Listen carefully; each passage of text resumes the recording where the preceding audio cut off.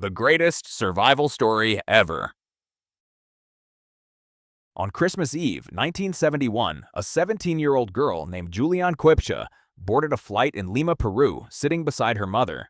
She had graduated high school the day before. She was flying home to spend Christmas with her father, a zoologist working deep in the Peruvian rainforest.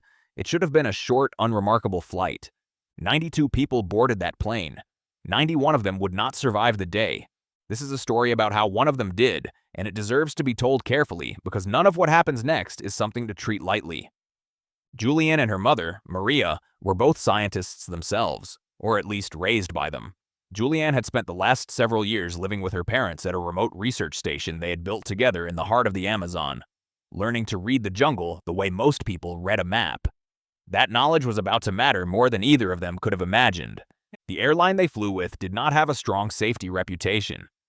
Juliane's father had specifically urged her mother not to book that particular airline, worried about its track record, but flights out of Lima that week were badly disrupted by cancellations, and this was the option that would get them home in time for Christmas.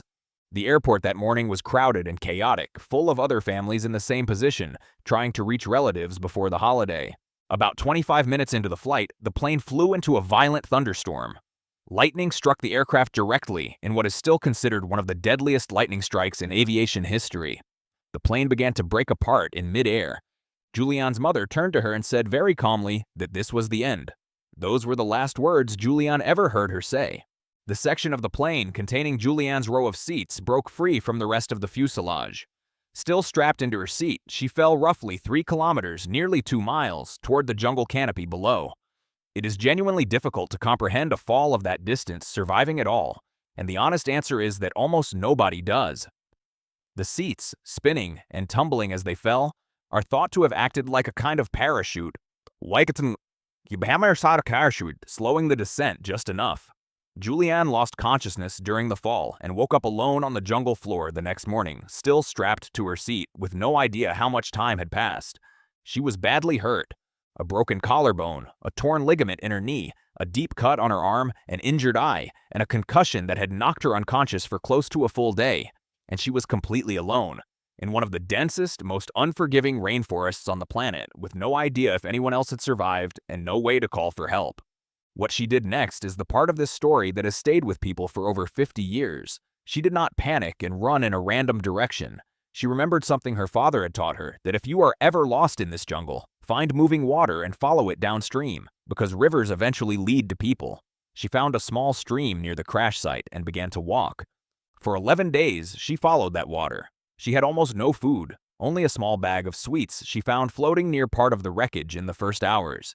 She waded through water that she knew, from her time at her parents' research station, might be home to stingrays, and she deliberately shuffled her feet along the riverbed rather than stepping normally to avoid startling one.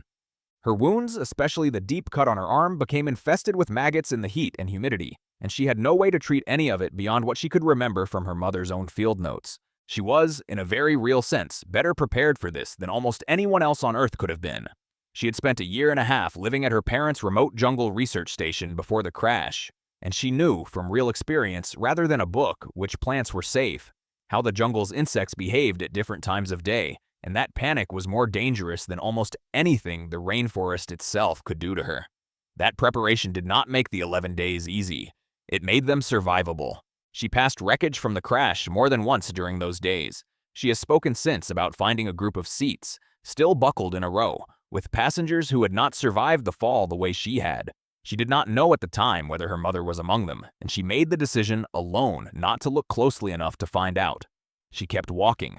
Search planes flew overhead during parts of those 11 days, looking for any sign of survivors.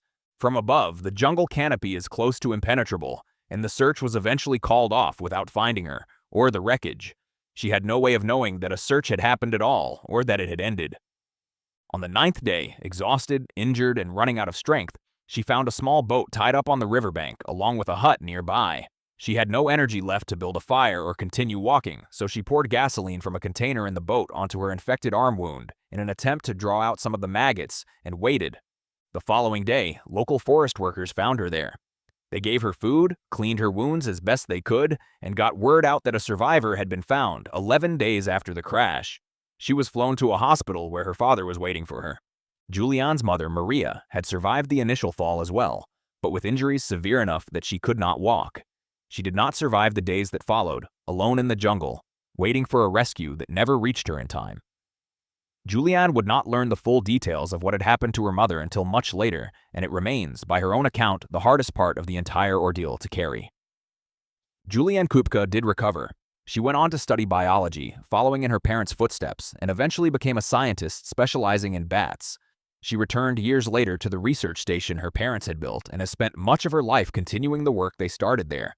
In the years since, she has spoken about the crash publicly, carefully, and on her own terms, including returning to the crash site itself for a documentary made with a filmmaker who, by pure coincidence, had once been scheduled to be on that very same flight himself before a last-minute change of plans. The research station itself, the one her parents built and where she learned the skills that kept her alive, still exists today, and Juliane has spent much of her adult life protecting it, expanding it, and continuing the scientific work her mother and father started there decades before the crash. In a strange way, the place that gave her the knowledge to survive became the place she chose to dedicate the rest of her career to preserving. She is, as far as anyone has ever been able to determine, the only person to ever survive a fall of that distance from a disintegrating aircraft and then walk out of the jungle alive. There is no clever twist to end this one on, and there does not need to be. What happened to Juliane Koepcke was a tragedy for 91 families, and a story of extraordinary endurance for one 17-year-old girl who remembered exactly what her father had taught her and had the strength left to use it. And that is the end of that tale. Thanks for watching, and be sure to like and subscribe.